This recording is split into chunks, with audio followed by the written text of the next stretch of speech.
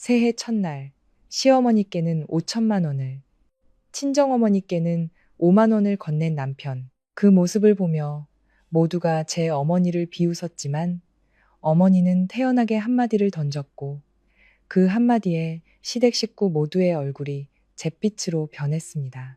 세상에 이런 일이 또 있을까요?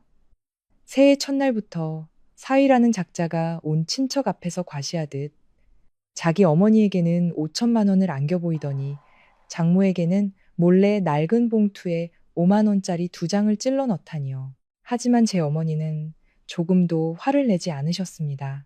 그저 옅은 미소를 지으며 던진 단 한마디에 허세. 새해 첫날 시어머니께는 5천만 원을, 친정어머니께는 5만 원을 건넨 남편. 그 모습을 보며 모두가 제 어머니를 비웃었지만 어머니는 태연하게 한마디를 던졌고 그 한마디에 시댁 식구 모두의 얼굴이 잿빛으로 변했습니다.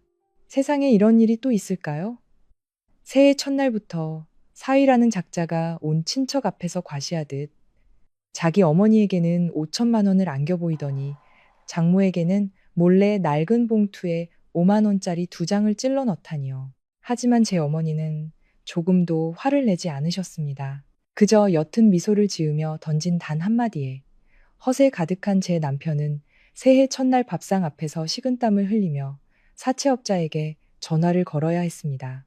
새해 아침부터 추적추적 내리는 겨울비가 뼈를 내는 듯한 한기를 몰고 왔습니다. 올해 설날 저와 남편은 서울에 홀로 계신 친정어머니를 모시고 경기도 이천에 있는 시댁으로 향했습니다. 기와를 얹은 시부모님의 집은 오늘따라 유난히 북적였습니다. 온 친척들이 모여 새해 첫 식사를 나누는 자리였죠. 웃음소리, 그릇 부딪히는 소리, 향 내음이 어우러져 겉보기에는 무척이나 화목한 분위기였습니다. 하지만 제 마음속 깊은 곳에서는 형용할 수 없는 답답함이 밀려오고 있었습니다. 제 이름은 서연, 외국계 기업의 재무팀장으로 일하고 있습니다. 남편 민주는 건설 현장 감독관이죠. 저희는 결혼 5년 차, 아직 아이는 없습니다. 제 어머니 박 여사님은 명문고 수학교사이자 학년 부장으로 정년 퇴임하셨습니다. 차분하고 반듯하시면서도 그 누구보다 총명하고 예리한 분이시죠. 아버지가 일찍 돌아가신 탓에 명절마다 텅 빈 집에서 홀로 계실 어머니가 마음에 걸려 민준에게 함께 시댁에 가자고 제안했습니다. 민준은 처음엔 떨떠름한 표정을 지었지만 제 완강한 태도에 마지못해 고개를 끄덕였습니다. 시끌벅적한 밥상에 앉은 민준은 명품 셔츠에 머리는 젤로 반짝였습니다. 그는 연신 술잔을 부딪히며 집안 어른들께 아첨을 늘어놓았죠. 시어머니인 최 여사님은 상석에 앉아 흐뭇한 얼굴로 아들의 그릇에 쉴 새 없이 음식을 날랐습니다. 최 여사님은 동네방네 우리 아들이 서울에서 큰 사업을 해서 돈을 물쓰듯 쓴다며 자랑하는 게 일이었습니다. 친척들도 질세라 민준이는 딱 봐도 장관감이야. 자네 덕에 우리 집안이 산다며 추어 올리기 바빴습니다. 그 사이 저와 어머니는 구석에 앉아 조용히 식사만 할 뿐이었습니다. 허영심에 가득 찬 저 남자를 찬양하는 무리 속에서 저희는 완벽한 이방인이었죠. 저는 따뜻한 차를 한 모금 마시며 어머니를 쳐다봤습니다. 어머니는 여전히 온화한 표정으로 나물을 드시며 가끔 안부를 묻는 이에게 미소로 답할 뿐이었습니다. 어머니의 그 평온함이 제 마음을 더욱 아프게 했습니다. 사실 경제적으로 보면 제 직책과 수입이 우리 가정의 실질적인 기둥이었습니다. 하지만 남편의 체면을 세워주기 위해 저는 늘 한 걸음 물러나 집안의 대소사를 민준이 처리하는 것처럼 보이게 했습니다. 시댁에 오기 전 저는 빨간 세뱃돈 봉투 2개를 준비했습니다. 그리고 민준에게 은행에서 빳빳한 신권으로 각각 3천만 원씩 총 6천만 원을 찾아 2봉투에 똑같이 나눠 넣으라고 신신당부했습니다. 그건 제가 받은 연말 성과급이었습니다. 저는 민준에게 봉투를 건네며 친척들 앞에서 양가 어머님께 공평하게 3천만 원씩 드리자고, 그게 양쪽 모두에게 도리를 다하는 것이라고 몇 번이고 말했습니다. 민주는 그때 가슴을 탕탕 치며 걱정 말라고, 양가 모두 체면이 서도록 자기가 알아서 잘 처리하겠다고 호언장담했습니다. 식사가 끝나갈 무렵 모두 거실에 모여 차를 마시며 이야기꽃을 피웠습니다. 작은아버지가 목청을 가다듬으며 외쳤습니다. 자, 이제 자식들 세배 올릴 시간이다. 민준이 기다렸다는 듯 벌떡 일어나 옷매무새를 가다듬고는 마치 집안의 어른이라도 된 듯 거들먹거리며 거실 중앙으로 나섰습니다. 그는 주머니에서 두툼한 돈다발이 든 커다란 봉투 하나를 꺼내 들었습니다. 민주는 자신에게 쏠린 수십 개의 눈을 의식하며 목소리를 높였습니다. 올해 사업이 대박이 나서 어머니께 제대로 효도 한번 하고 싶었다고요. 말이 끝나자마자 그는 최 여사님 손에 6천만 원 현금 다발을 쥐어주었습니다. 순간 거실은 감탄과 박수 소리로 터져나갔습니다. 숙모님들과 아주머님들이 몰려들어 빳빳한 5만 원권 다발에서 눈을 떼지 못했습니다. 최 여사님은 입이 귀에 걸려 아들이 효심 깊고 능력 있다며 칭찬을 멈추지 않았습니다. 그러면서 제 어머니 쪽을 득의 양양한 눈빛으로 흘깃 쳐다보았죠. 저는 의자에 못 박힌 듯 앉아 있었습니다. 분노와 당혹감에 심장이 미친 듯이 뛰었습니다. 분명히 각각 3천만 원씩 나누라고 했는데 어째서 멋대로 돈을 합쳐 자기 어머니에게만 전부 드린 걸까요? 그럼 우리 엄마 몫은? 저는 해명을 바라는 눈으로 민준을 쳐다봤지만 그는 제 시선을 애써 피하며 사촌형들에게 허황된 서울 사업 얘기를 늘어놓기 바빴습니다. 저는 터져 나오려는 분노를 억누르기 위해 손톱이 손바닥을 파고들도록 주먹을 꽉 쥐었습니다. 시어머니를 향한 요란한 효도쇼가 끝난 뒤에야 민주는 장모님의 존재를 떠올린 듯 했습니다. 그는 조카들에게 5만 원짜리 한 장씩을 나눠주더니 슬그머니 어머니가 앉아 계신 곳으로 다가왔습니다. 민주는 가슴 안주머니에서 구겨지고 납작한 봉투 하나를 꺼내 마치 도둑처럼 재빨리 어머니 손에 쥐어주었습니다. 그는 장모님께 새해 건강하시라는 말을 중얼거리듯 내뱉고는 휙 돌아서려 했습니다. 어머니는 부드럽게 미소 지으며 봉투를 받아 가방에 넣으려 하셨습니다. 바로 그때였습니다. 갑자기 최 여사님이 나타나 사부인 손에서 봉투를 획 낚아챘습니다. 시어머니는 호기심 많고 남 깎아내리기 좋아하는 성격 그대로 귀한 사위가 장모에게 얼마를 줬는지 궁금하다며 자기 아들이니 분명 큰 돈을 줬을 거라고 너스레를 떨었습니다. 그 무례한 행동에 거실은 순간 정적이 흘렀고 모든 시선이 두 사돈에게로 향했습니다. 최 여사님은 거리낌 없이 봉투를 북 찢어 내용물을 꺼냈습니다.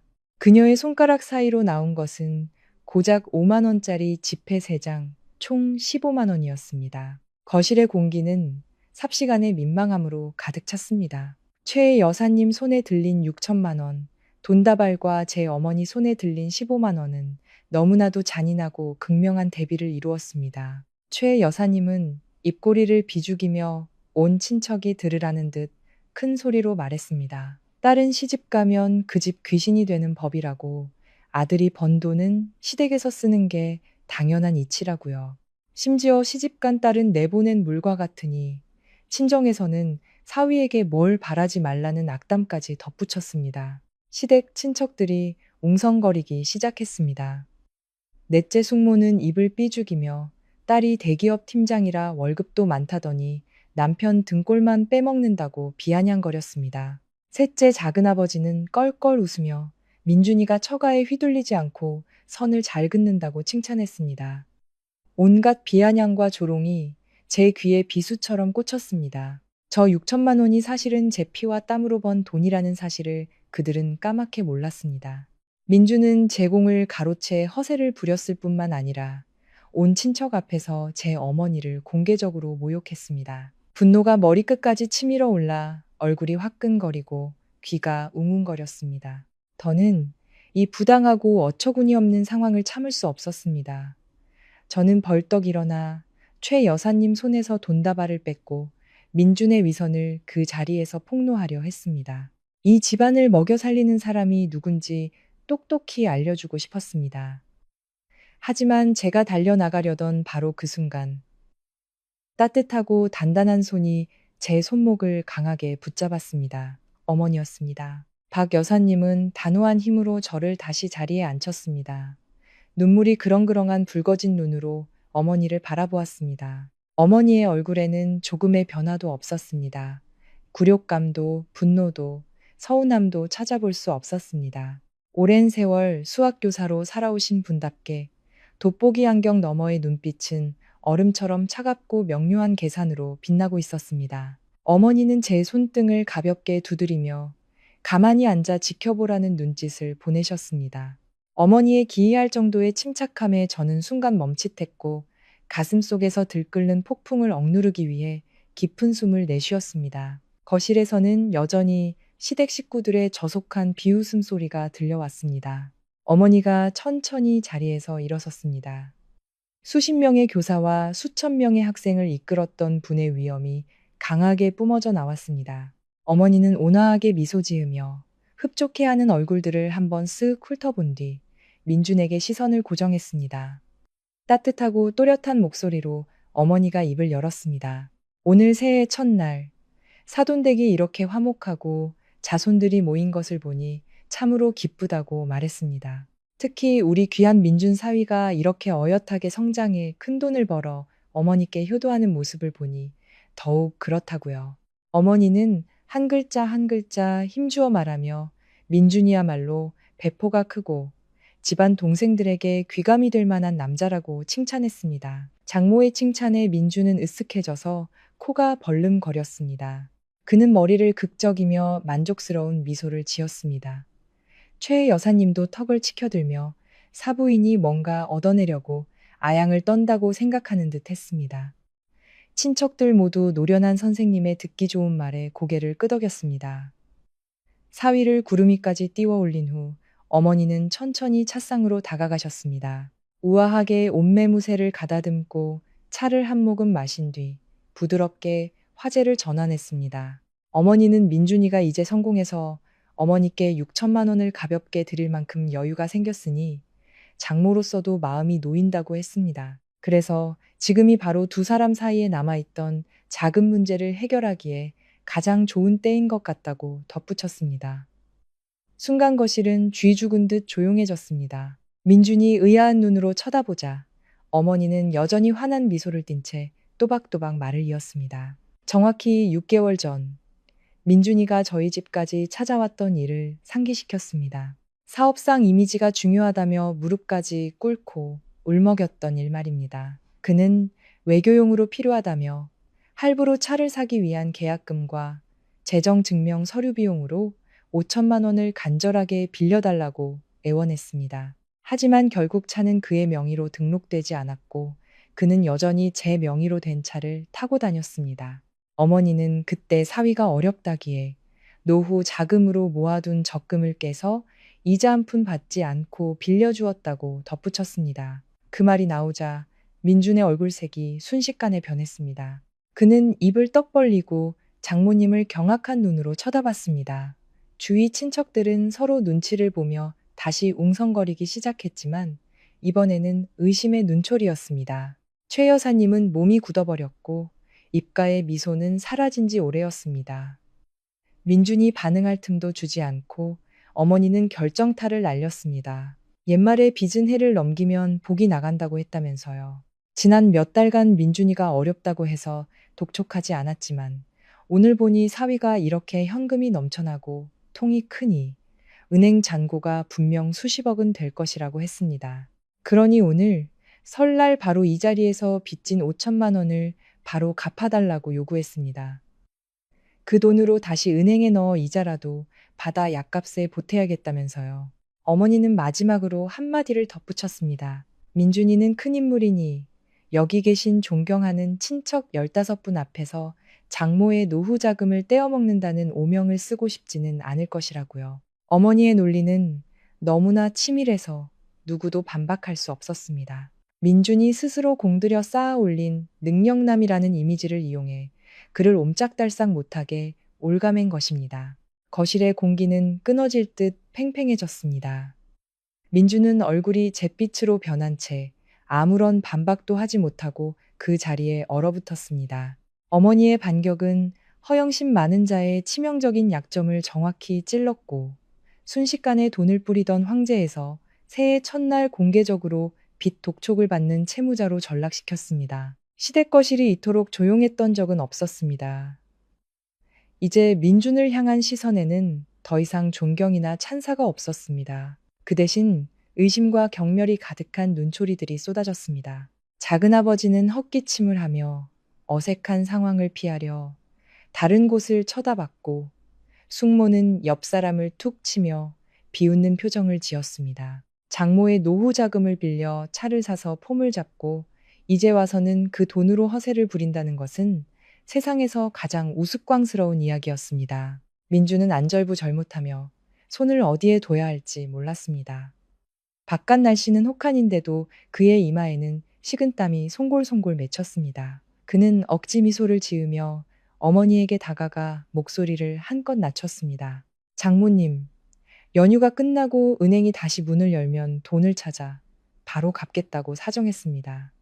새해 첫날부터 큰돈을 이체하면 시스템 오류가 날 수 있다면서요. 하지만 어머니는 조금도 물러서지 않았습니다. 어머니는 가방에서 스마트폰을 꺼내 테이블 위에 놓으며 차분하게 응수했습니다. 요즘 은행은 24시간 365일 이체가 가능하고 명절에도 몇 초면 송금이 완료된다고요. 지금 바로 뱅킹 앱을 열어 이체하라고 요구했습니다.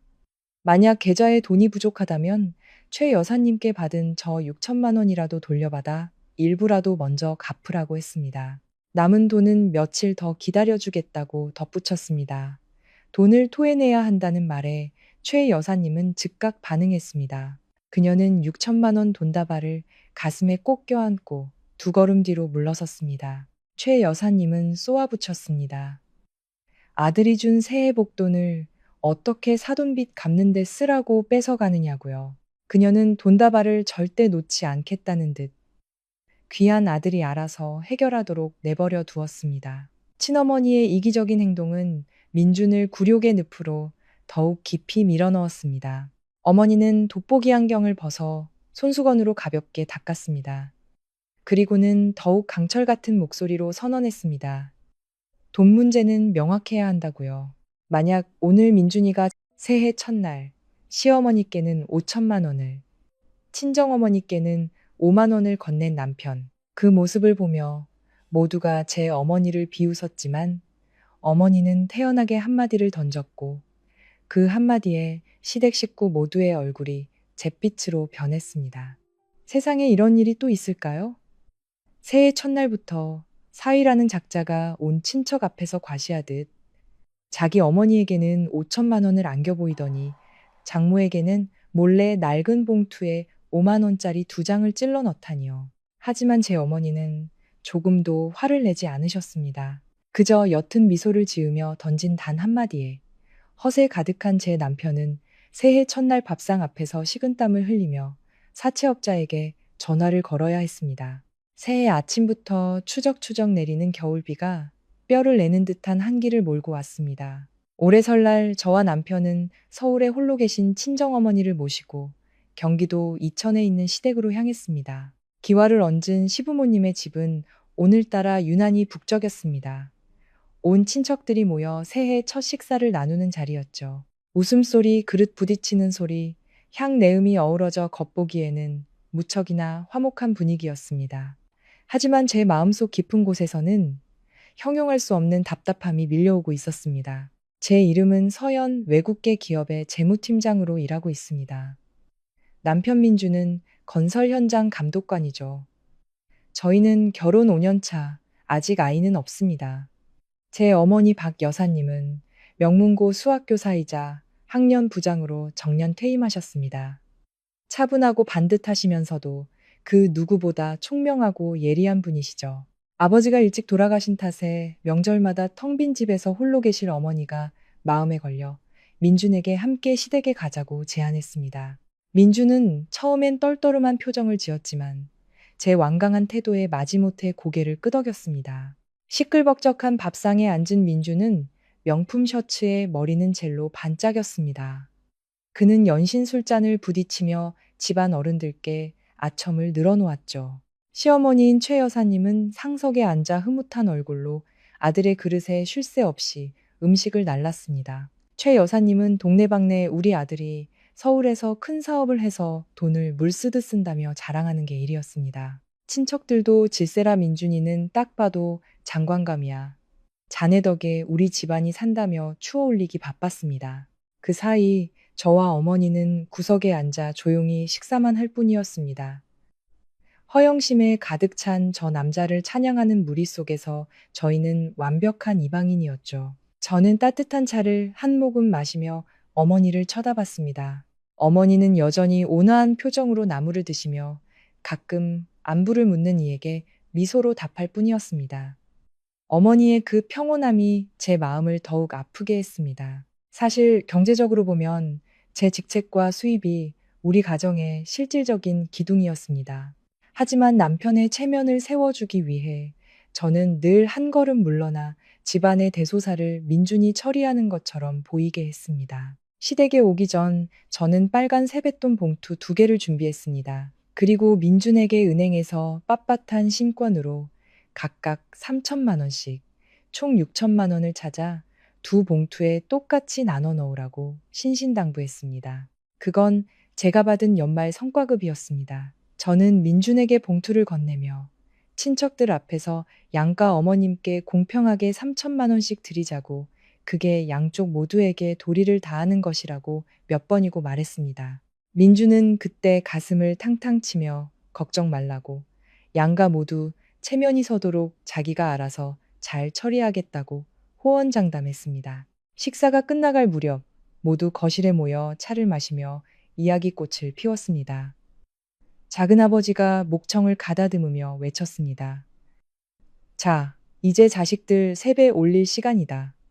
민준이 기다렸다는 듯 벌떡 일어나 옷매무새를 가다듬고는 마치 집안의 어른이라도 된 듯 거들먹거리며 거실 중앙으로 나섰습니다. 그는 주머니에서 두툼한 돈다발이 든 커다란 봉투 하나를 꺼내 들었습니다. 민준은 자신에게 쏠린 수십 개의 눈을 의식하며 목소리를 높였습니다. 올해 사업이 대박이 나서 어머니께 제대로 효도 한번 하고 싶었다고요. 말이 끝나자마자 그는 최 여사님 손에 6천만 원 현금 다발을 쥐어주었습니다. 순간 거실은 감탄과 박수 소리로 터져나갔습니다. 숙모님들과 아주머님들이 몰려들어 빳빳한 5만 원권 다발에서 눈을 떼지 못했습니다. 최 여사님은 입이 귀에 걸려 아들이 효심 깊고 능력 있다며 칭찬을 멈추지 않았습니다. 그러면서 제 어머니 쪽을 득의 양양한 눈빛으로 흘기 쳐다보았죠. 저는 의자에 못 박힌 듯 앉아 있었습니다. 분노와 당혹감에 심장이 미친 듯이 뛰었습니다. 분명히 각각 3천만 원씩 나누라고 했는데 어째서 멋대로 돈을 합쳐 자기 어머니에게만 전부 드린 걸까요? 그럼 우리 엄마 몫은? 저는 해명을 바라는 눈으로 민준을 쳐다봤지만 그는 제 시선을 애써 피하며 사촌형들에게 허황된 서울 사업 얘기를 늘어놓기 바빴습니다. 저는 터져 나오려는 분노를 억누르기 위해 손톱이 손바닥을 파고들도록 주먹을 꽉 쥐었습니다. 시어머니를 향한 요란한 효도쇼가 끝난 뒤에야 민주는 장모님의 존재를 떠올린 듯 했습니다. 그는 조카들에게 5만 원짜리 한 장씩을 나눠주더니 슬그머니 어머니가 앉아 계신 곳으로 다가왔습니다. 민주는 가슴 안주머니에서 구겨지고 납작한 봉투 하나를 꺼내 마치 도둑처럼 재빨리 어머니 손에 쥐어주었습니다. 그는 장모님께 새해 건강하시라는 말을 중얼거리듯 내뱉고는 휙 돌아서려 했습니다. 어머니는 부드럽게 미소 지으며 봉투를 받아 가방에 넣으려 하셨습니다. 바로 그때였습니다. 갑자기 최 여사님이 나타나 사부인 손에서 봉투를 획 낚아챘습니다. 시어머니는 호기심 많고 남 깎아내리기 좋아하는 성격 그대로 귀한 사위가 장모에게 얼마를 줬는지 궁금하다며 자기 아들이니 분명 큰 돈을 줬을 거라고 너스레를 떨었습니다. 그 무례한 행동에 거실은 순간 정적이 흘렀고 모든 시선이 두 사돈에게로 향했습니다. 최 여사님은 거리낌 없이 봉투를 북찢어 내용물을 꺼냈습니다.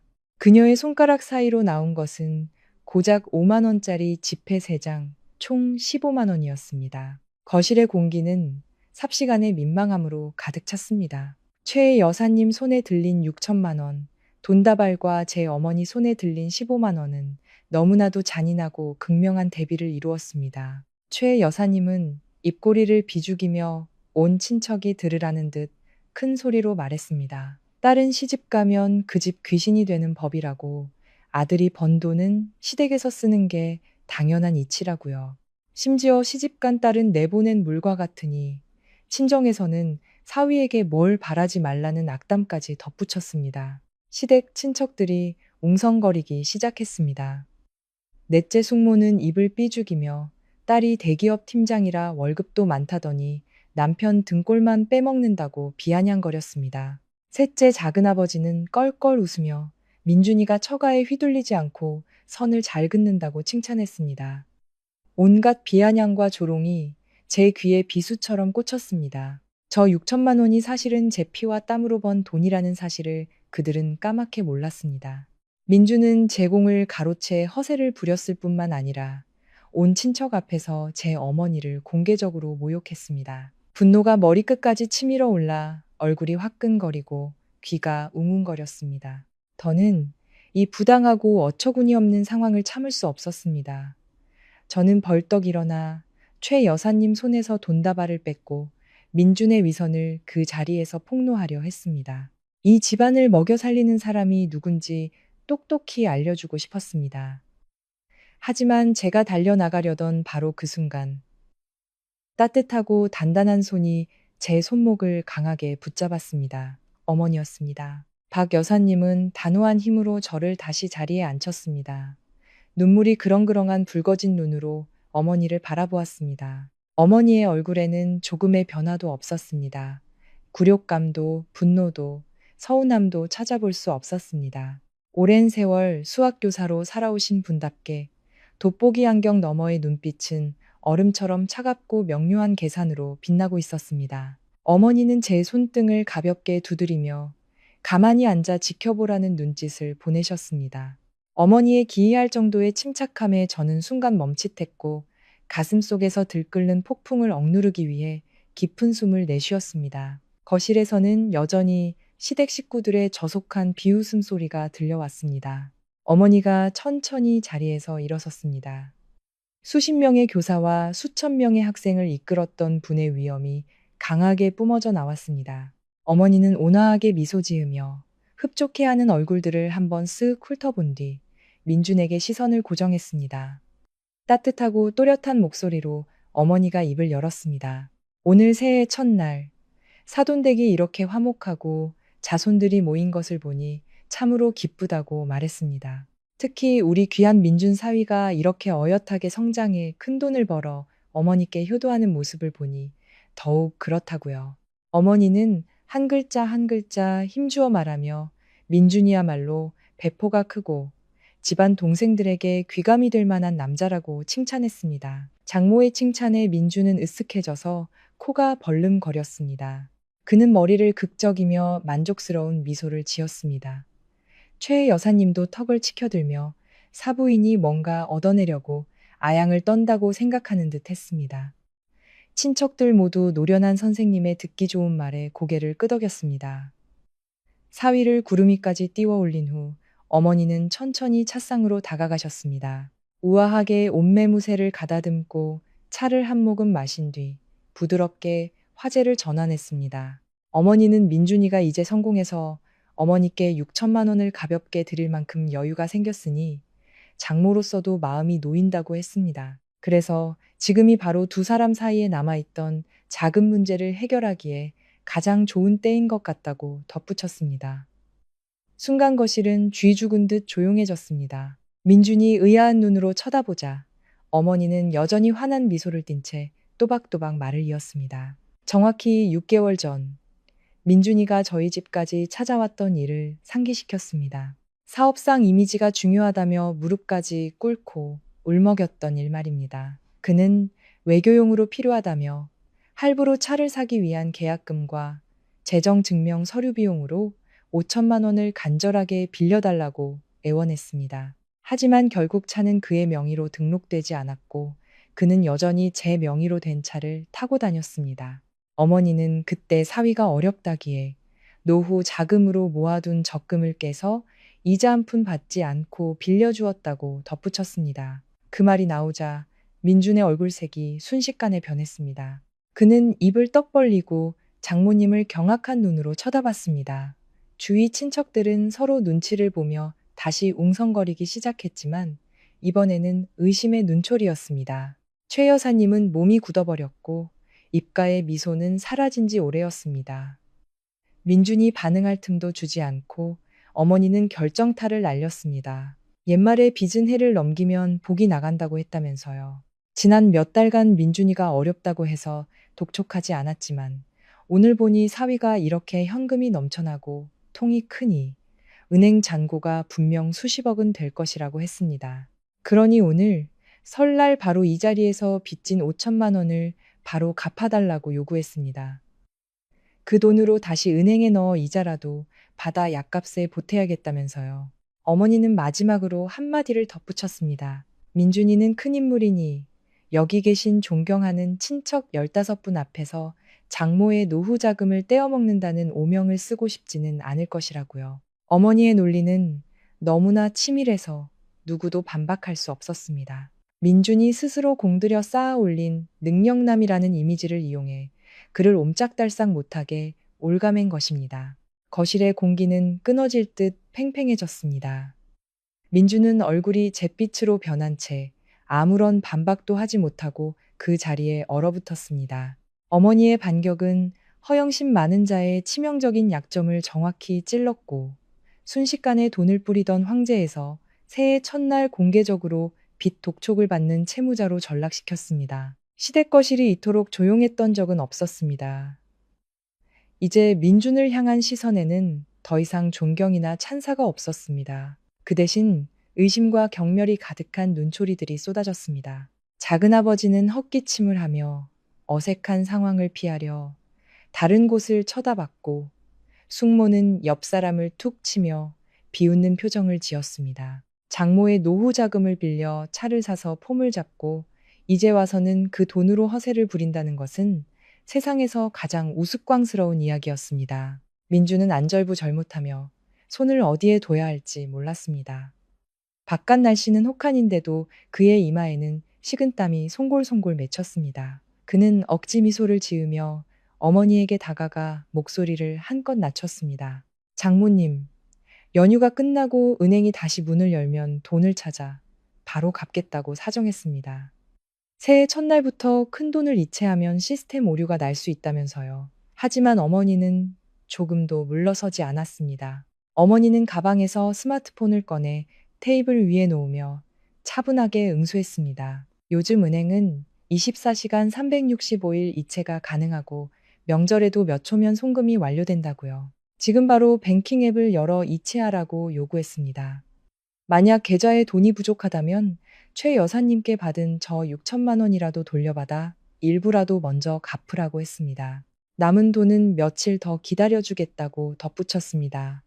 돈을 토해내야 한다는 말에 최 여사님은 즉각 반응했습니다. 그녀는 6천만 원 돈다발을 가슴에 꼭 껴안고 두 걸음 뒤로 물러섰습니다. 최 여사님은 쏘아붙였습니다.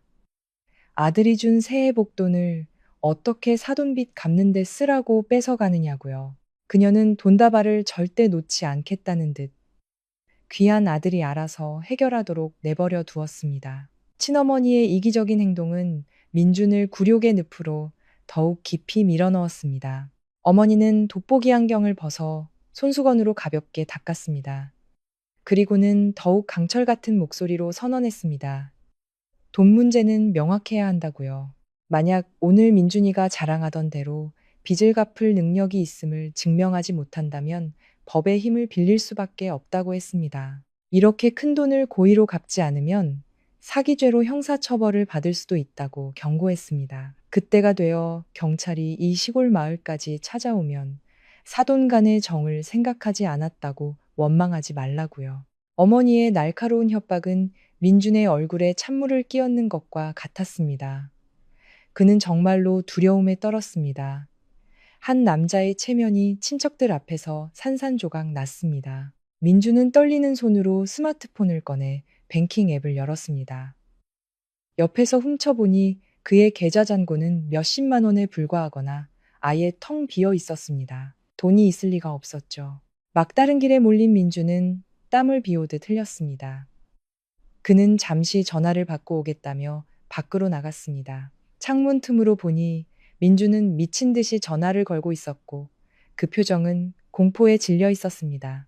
약 15분 후 민주는 창백한 얼굴로 거실로 돌아왔습니다. 그는 스마트폰을 내밀며 기어 들어가는 목소리로 어머니 계좌에 우선 500만 원을 보냈다고 알렸습니다. 나머지 금액은 열흘 안에 반드시 갚겠다고 명예를 걸고 약속했습니다. 어머니의 스마트폰에서 입금 알림이 울렸습니다. 어머니는 미소 지으며 고개를 끄덕이고는 일단 받아들이겠다는 듯 스마트폰을 가방에 넣었습니다. 그 전설적인 빚 독촉 사건 이후 친척 모임은 황급히 끝났습니다.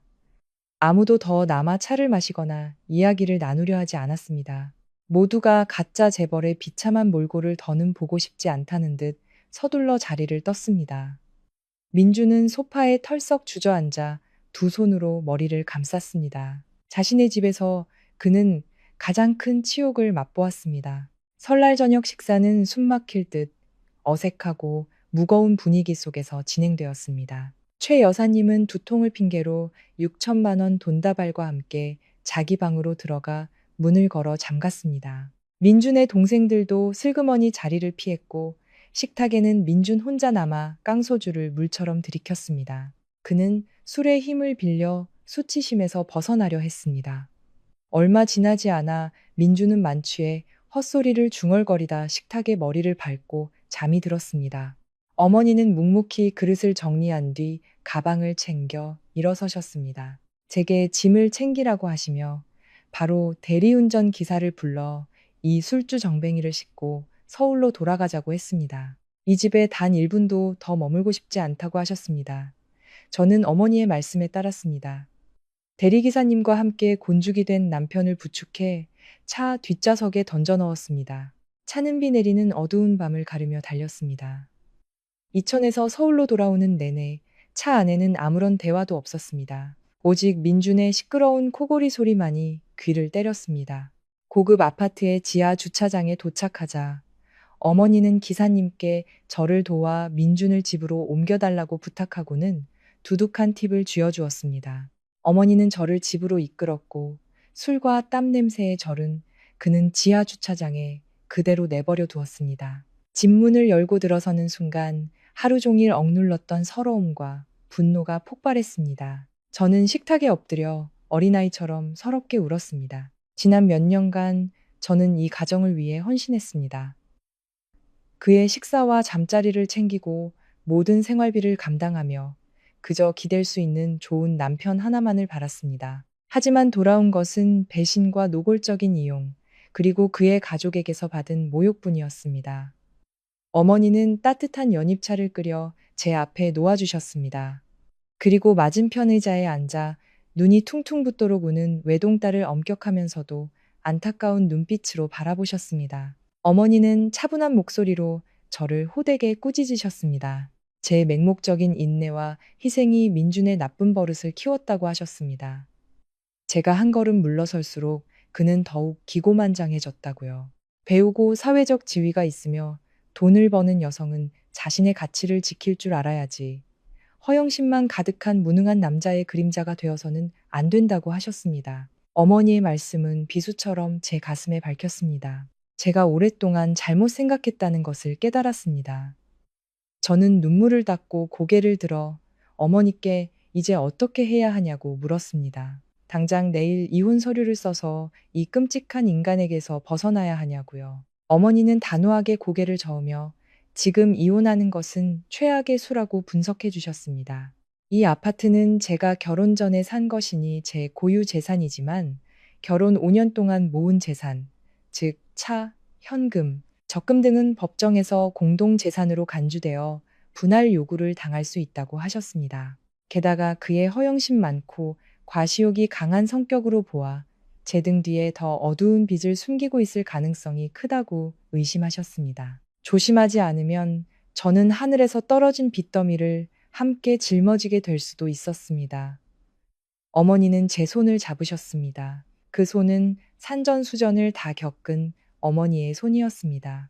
어머니는 제게 냉정을 유지하고 울고 불고하며 이를 그르치지 말라고 당부하셨습니다. 제게 주어진 첫 번째 임무는 민준의 실제 재정 상황을 낱낱이 파헤치는 것이었습니다.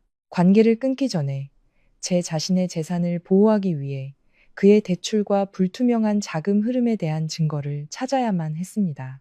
어머니는 제 어깨를 두드리며 지금 당장 외투를 챙겨 지하 주차장으로 내려가라고 하셨습니다. 민준이 술에 취해 정신을 못 차리는 지금이 그의 스마트폰 잠금을 해제할 절호의 기회라고요. 제 인생을 지키기 위한 진짜 전쟁은 바로 오늘 밤부터 시작되었습니다. 얇은 외투를 걸치고 아파트 현관문을 나섰습니다. 텅 빈 복도에는 제 실내화 소리만이 조용히 울려 퍼졌습니다. 15층에서 지하 2층으로 내려가는 엘리베이터는 서울의 겨울밤처럼 뼛속까지 시린 냉기를 품고 있었습니다.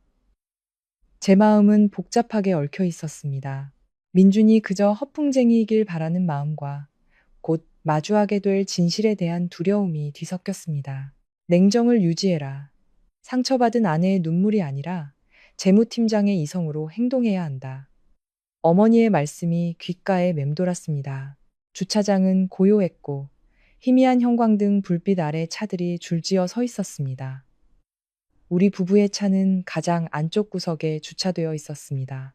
차 문을 여는 순간 매캐한 술 냄새와 차가운 공기가 코를 찔러 헛구역질이 나올 뻔했습니다.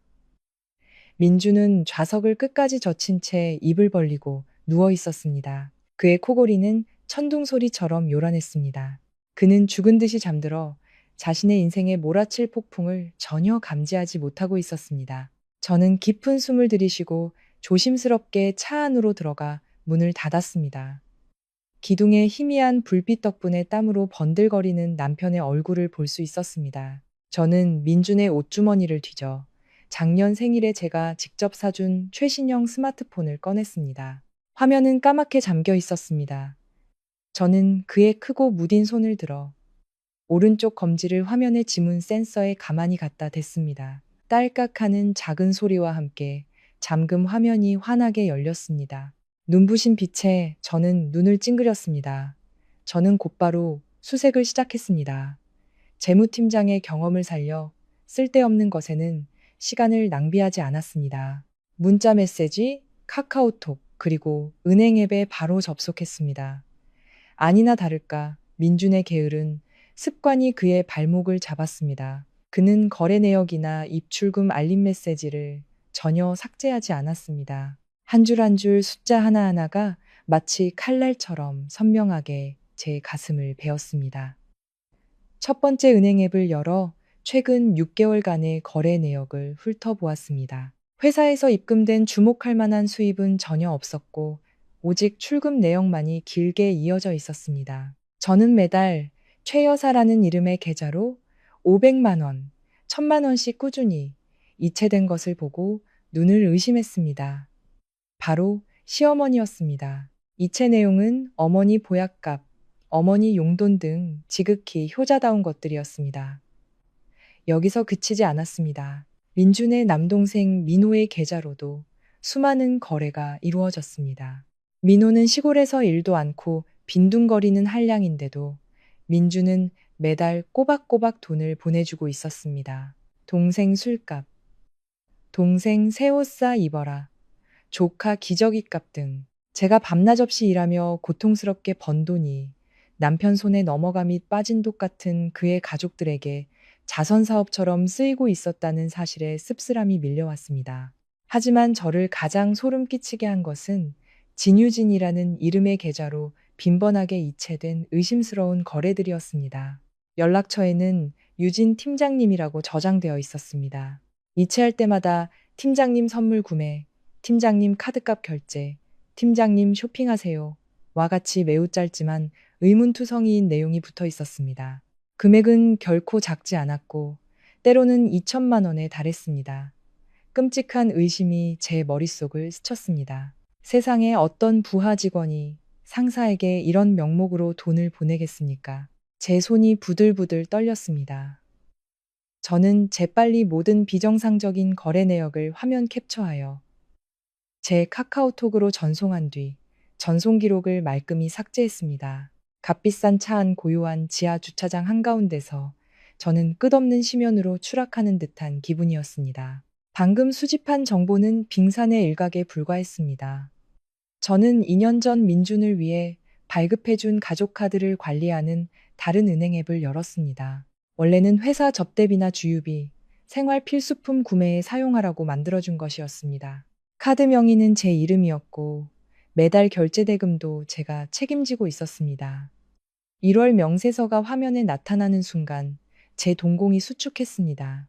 눈에 들어온 것은 정확히 설 연휴 이틀 전 ATM에서 6천만 원이 현금으로 인출된 거래 내역이었습니다. 그에 따른 엄청난 현금 서비스 수수료와 즉시 부과되는 살인적인 이자율도 함께였습니다. 목이 메어왔습니다. 비웃음과도 같은 감정이 머리끝까지 차올랐습니다. 그렇다면 민준이 설날 아침 온 친척의 환호 속에서 자기 어머니께 의기양양하게 바쳤던 그 빳빳한 6천만 원은 사실 제 신용카드에서 몰래 빼낸 돈이었던 것입니다. 그는 제 돈으로 자신의 이름을 빛내고 어머니를 기쁘게 한 뒤 그 고금리 빚더미를 제게 떠넘겼습니다. 그의 뻔뻔함과 비열함은 인간이 상상할 수 있는 모든 한계를 넘어섰습니다. 하지만 악몽은 아직 끝나지 않았습니다. 저는 은행 앱을 종료하고 스마트폰 홈 화면을 계속 스크롤했습니다. 화면 맨 끝, 교묘하게 숨겨진 폴더 안에서 수많은 대부업체 앱 아이콘을 발견했습니다. 간편한 절차로 사용자를 유혹하지만 이자율은 소름 끼칠 정도로 높은 바로 사채였습니다. 시험 삼아 앱 하나를 여러 민준의 지문으로 로그인했습니다. 붉은색 경고창이 화면을 가득 채웠습니다. 5천만 원 대출 상환일이 임박했으며 연체이자만 수천만 원에 달한다는 내용이었습니다. 저는 미친 듯이 다른 앱들을 열었습니다. 두 번째 앱은 7천만 원, 세 번째 앱은 1억 1천만 원의 빚을 알렸습니다. 모두 합치니 민주는 거의 3억 원에 달하는 사채 빚을 지고 있었습니다. 이자가 이자를 낳는 구조 속에서 빚은 매일같이 눈덩이처럼 불어나고 있었습니다. 그는 여기저기서 돈을 빌려 이 앱으로 저 앱의 빚을 막으며 성공한 팀장이라는 껍데기를 유지하고 동생 가족을 부양하며 유진 팀장이라는 자에게 돈을 대주고 있었던 것입니다. 온몸이 얼어붙는 것 같았습니다. 제 남편은 단순한 배신자, 기생충을 넘어 저와 제 어머니를 언제든 진창으로 끌어내릴 수 있는 거대한 블랙홀이었습니다. 만약 제가 이 사실을 발견하지 못해 새해 첫날 시어머니께는 5천만 원을, 친정어머니께는 5만 원을 건넨 남편. 그 모습을 보며 모두가 제 어머니를 비웃었지만 어머니는 태연하게 한마디를 던졌고 그 한마디에 시댁 식구 모두의 얼굴이 잿빛으로 변했습니다. 세상에 이런 일이 또 있을까요? 새해 첫날부터 사위라는 작자가 온 친척 앞에서 과시하듯 자기 어머니에게는 5천만 원을 안겨 보이더니 장모에게는 몰래 낡은 봉투에 5만 원짜리 2장을 찔러 넣다니요. 하지만 제 어머니는 조금도 화를 내지 않으셨습니다. 그저 옅은 미소를 지으며 던진 단 한마디에 허세 가득한 제 남편은 새해 첫날 밥상 앞에서 식은땀을 흘리며 사채업자에게 전화를 걸어야 했습니다. 새해 아침부터 추적추적 내리는 겨울비가 뼈를 내는 듯한 한기를 몰고 왔습니다. 올해 설날 저와 남편은 서울에 홀로 계신 친정어머니를 모시고 경기도 이천에 있는 시댁으로 향했습니다. 기와를 얹은 시부모님의 집은 오늘따라 유난히 북적였습니다. 온 친척들이 모여 새해 첫 식사를 나누는 자리였죠. 웃음소리, 그릇 부딪히는 소리, 향 내음이 어우러져 겉보기에는 무척이나 화목한 분위기였습니다. 하지만 제 마음속 깊은 곳에서는 형용할 수 없는 답답함이 밀려오고 있었습니다. 제 이름은 서연, 외국계 기업의 재무팀장으로 일하고 있습니다. 남편 민주는 건설 현장 감독관이죠. 저희는 결혼 5년 차, 아직 아이는 없습니다. 제 어머니 박 여사님은 명문고 수학교사이자 학년 부장으로 정년 퇴임하셨습니다. 차분하고 반듯하시면서도 그 누구보다 총명하고 예리한 분이시죠. 아버지가 일찍 돌아가신 탓에 명절마다 텅 빈 집에서 홀로 계실 어머니가 마음에 걸려 민준에게 함께 시댁에 가자고 제안했습니다. 민준은 처음엔 떨떠름한 표정을 지었지만 제 완강한 태도에 마지못해 고개를 끄덕였습니다. 시끌벅적한 밥상에 앉은 민준은 명품 셔츠에 머리는 젤로 반짝였습니다.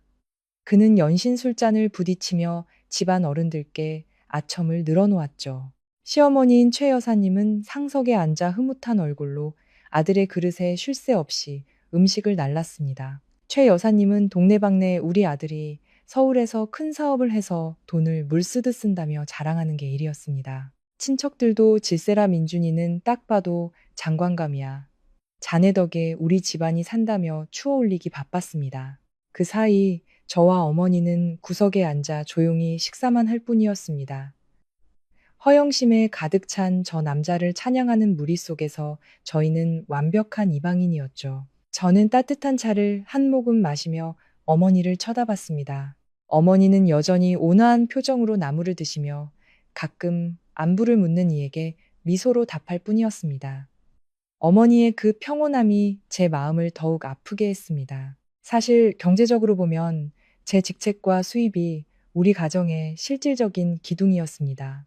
하지만 남편의 체면을 세워주기 위해 저는 늘 한 걸음 물러나 집안의 대소사를 민준이 처리하는 것처럼 보이게 했습니다. 시댁에 오기 전 저는 빨간 세뱃돈 봉투 2개를 준비했습니다. 그리고 민준에게 은행에서 빳빳한 신권으로 각각 3천만 원씩 총 6천만 원을 찾아 2봉투에 똑같이 나눠 넣으라고 신신당부했습니다. 그건 제가 받은 연말 성과급이었습니다. 저는 민준에게 봉투를 건네며 친척들 앞에서 양가 어머님께 공평하게 3천만 원씩 드리자고, 그게 양쪽 모두에게 도리를 다하는 것이라고 몇 번이고 말했습니다.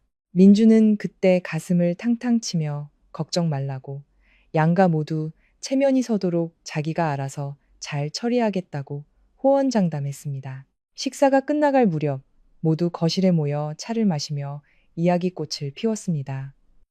작은아버지가 목청을 가다듬으며 외쳤습니다. 자, 이제 자식들 세배 올릴 시간이다. 민준이 기다렸다는 듯 벌떡 일어나 옷매무새를 가다듬고는 마치 집안의 어른이라도 된 듯 거들먹거리며 거실 중앙으로 나섰습니다. 그는 주머니에서 두툼한 돈다발이 든 커다란 봉투 하나를 꺼내 들었습니다. 민준은 자신에게 쏠린 수십 개의 눈을 의식하며 목소리를 높였습니다. 올해 사업이 대박이 나서 어머니께 제대로 효도 한번 하고 싶었다고요. 말이 끝나자마자 그는 최 여사님 손에 6천만 원 현금 다발을 쥐어주었습니다. 순간 거실은 감탄과 박수 소리로 터져나갔습니다. 숙모님들과 아주머님들이 몰려들어 빳빳한 5만 원권 다발에서 눈을 떼지 못했습니다. 최 여사님은 입이 귀에 걸려 아들이 효심 깊고 능력 있다며 칭찬을 멈추지 않았습니다. 그러면서 제 어머니 쪽을 득의양양한 눈빛으로 흘기 쳐다보았죠. 저는 의자에 못 박힌 듯 앉아 있었습니다. 분노와 당혹감에 심장이 미친 듯이 뛰었습니다. 분명히 각각 3천만 원씩 나누라고 했는데 어째서 멋대로 돈을 합쳐 자기 어머니에게만 전부 드린 걸까요? 그럼 우리 엄마 몫은? 저는 해명을 바라는 눈으로 민준을 쳐다봤지만 그는 제 시선을 애써 피하며 사촌형들에게 허황된 서울 사업 얘기를 늘어놓기 바빴습니다. 저는 터져 나오려는 분노를 억누르기 위해 손톱이 손바닥을 파고들도록 주먹을 꽉 쥐었습니다. 시어머니를 향한 요란한 효도쇼가 끝난 뒤에야 민주는 장모님의 존재를 떠올린 듯 했습니다. 그는 조카들에게 5만 원짜리 한 장씩을 나눠주더니 슬그머니 어머니가 앉아 계신 곳으로 다가왔습니다. 민주는 가슴 안주머니에서 구겨지고 납작한 봉투 하나를 꺼내 마치 도둑처럼 재빨리 어머니 손에 쥐어주었습니다. 그는 장모님께 새해 건강하시라는 말을 중얼거리듯 내뱉고는 휙 돌아서려 했습니다. 어머니는 부드럽게 미소 지으며 봉투를 받아 가방에 넣으려 하셨습니다. 바로 그때였습니다. 갑자기 최 여사님이 나타나 사부인 손에서 봉투를 획 낚아챘습니다. 시어머니는 호기심 많고 남 깎아내리기 좋아하는 성격 그대로 귀한 사위가 장모에게 얼마를 줬는지 궁금하다며 자기 아들이니 분명 큰 돈을 줬을 거라고 너스레를 떨었습니다. 그 무례한 행동에 거실은 순간 정적이 흘렀고 모든 시선이 두 사돈에게로 향했습니다. 최 여사님은 거리낌 없이 봉투를 북 찢어 내용물을 꺼냈습니다. 그녀의 손가락 사이로 나온 것은 고작 5만 원짜리 지폐 3장, 총 15만 원이었습니다. 거실의 공기는 삽시간에 민망함으로 가득 찼습니다. 최 여사님 손에 들린 6천만 원, 돈다발과 제 어머니 손에 들린 15만 원은 너무나도 잔인하고 극명한 대비를 이루었습니다. 최 여사님은 입꼬리를 비죽이며 온 친척이 들으라는 듯 큰 소리로 말했습니다. 딸은 시집 가면 그 집 귀신이 되는 법이라고, 아들이 번 돈은 시댁에서 쓰는 게 당연한 이치라고요. 심지어 시집간 딸은 내보낸 물과 같으니 친정에서는 사위에게 뭘 바라지 말라는 악담까지 덧붙였습니다. 시댁 친척들이 웅성거리기 시작했습니다. 넷째 숙모는 입을 삐죽이며 딸이 대기업 팀장이라 월급도 많다더니 남편 등골만 빼먹는다고 비아냥거렸습니다. 셋째 작은아버지는 껄껄 웃으며 민준이가 처가에 휘둘리지 않고 선을 잘 긋는다고 칭찬했습니다. 온갖 비아냥과 조롱이 제 귀에 비수처럼 꽂혔습니다. 저 6천만 원이 사실은 제 피와 땀으로 번 돈이라는 사실을 그들은 까맣게 몰랐습니다. 민주는 제공을 가로채 허세를 부렸을 뿐만 아니라 온 친척 앞에서 제 어머니를 공개적으로 모욕했습니다. 분노가 머리끝까지 치밀어 올라 얼굴이 화끈거리고 귀가 웅웅거렸습니다. 더는 이 부당하고 어처구니 없는 상황을 참을 수 없었습니다. 저는 벌떡 일어나 최 여사님 손에서 돈다발을 뺏고 민준의 위선을 그 자리에서 폭로하려 했습니다. 이 집안을 먹여 살리는 사람이 누군지 똑똑히 알려주고 싶었습니다. 하지만 제가 달려나가려던 바로 그 순간 따뜻하고 단단한 손이 제 손목을 강하게 붙잡았습니다. 어머니였습니다. 박 여사님은 단호한 힘으로 저를 다시 자리에 앉혔습니다. 눈물이 그렁그렁한 붉어진 눈으로 어머니를 바라보았습니다. 어머니의 얼굴에는 조금의 변화도 없었습니다. 굴욕감도 분노도 서운함도 찾아볼 수 없었습니다. 오랜 세월 수학교사로 살아오신 분답게 돋보기 안경 너머의 눈빛은 얼음처럼 차갑고 명료한 계산으로 빛나고 있었습니다. 어머니는 제 손등을 가볍게 두드리며 가만히 앉아 지켜보라는 눈짓을 보내셨습니다. 어머니의 기이할 정도의 침착함에 저는 순간 멈칫했고 가슴속에서 들끓는 폭풍을 억누르기 위해 깊은 숨을 내쉬었습니다. 거실에서는 여전히 시댁 식구들의 저속한 비웃음 소리가 들려왔습니다. 어머니가 천천히 자리에서 일어섰습니다. 수십 명의 교사와 수천 명의 학생을 이끌었던 분의 위엄이 강하게 뿜어져 나왔습니다. 어머니는 온화하게 미소 지으며 흡족해하는 얼굴들을 한번 쓱 훑어본 뒤 민준에게 시선을 고정했습니다. 따뜻하고 또렷한 목소리로 어머니가 입을 열었습니다. 오늘 새해 첫날, 사돈댁이 이렇게 화목하고 자손들이 모인 것을 보니 참으로 기쁘다고 말했습니다. 특히 우리 귀한 민준 사위가 이렇게 어엿하게 성장해 큰돈을 벌어 어머니께 효도하는 모습을 보니 더욱 그렇다고요. 어머니는 한 글자 한 글자 힘주어 말하며 민준이야말로 배포가 크고 집안 동생들에게 귀감이 될 만한 남자라고 칭찬했습니다. 장모의 칭찬에 민준은 으쓱해져서 코가 벌름거렸습니다. 그는 머리를 극적이며 만족스러운 미소를 지었습니다. 최 여사님도 턱을 치켜들며 사부인이 뭔가 얻어내려고 아양을 떤다고 생각하는 듯 했습니다. 친척들 모두 노련한 선생님의 듣기 좋은 말에 고개를 끄덕였습니다. 사위를 구름이까지 띄워 올린 후 어머니는 천천히 찻상으로 다가가셨습니다. 우아하게 옷매무새를 가다듬고 차를 한 모금 마신 뒤 부드럽게 화제를 전환했습니다. 어머니는 민준이가 이제 성공해서 어머니께 6천만 원을 가볍게 드릴 만큼 여유가 생겼으니 장모로서도 마음이 놓인다고 했습니다. 그래서 지금이 바로 두 사람 사이에 남아있던 작은 문제를 해결하기에 가장 좋은 때인 것 같다고 덧붙였습니다. 순간 거실은 쥐 죽은 듯 조용해졌습니다. 민준이 의아한 눈으로 쳐다보자 어머니는 여전히 환한 미소를 띤 채 또박또박 말을 이었습니다. 정확히 6개월 전 민준이가 저희 집까지 찾아왔던 일을 상기시켰습니다. 사업상 이미지가 중요하다며 무릎까지 꿇고 울먹였던 일 말입니다. 그는 외교용으로 필요하다며 할부로 차를 사기 위한 계약금과 재정증명 서류 비용으로 5천만 원을 간절하게 빌려달라고 애원했습니다. 하지만 결국 차는 그의 명의로 등록되지 않았고 그는 여전히 제 명의로 된 차를 타고 다녔습니다. 어머니는 그때 사위가 어렵다기에 노후 자금으로 모아둔 적금을 깨서 이자 한 푼 받지 않고 빌려주었다고 덧붙였습니다. 그 말이 나오자 민준의 얼굴색이 순식간에 변했습니다. 그는 입을 떡 벌리고 장모님을 경악한 눈으로 쳐다봤습니다. 주위 친척들은 서로 눈치를 보며 다시 웅성거리기 시작했지만 이번에는 의심의 눈초리였습니다. 최 여사님은 몸이 굳어버렸고 입가의 미소는 사라진 지 오래였습니다. 민준이 반응할 틈도 주지 않고 어머니는 결정타를 날렸습니다. 옛말에 빚은 해를 넘기면 복이 나간다고 했다면서요.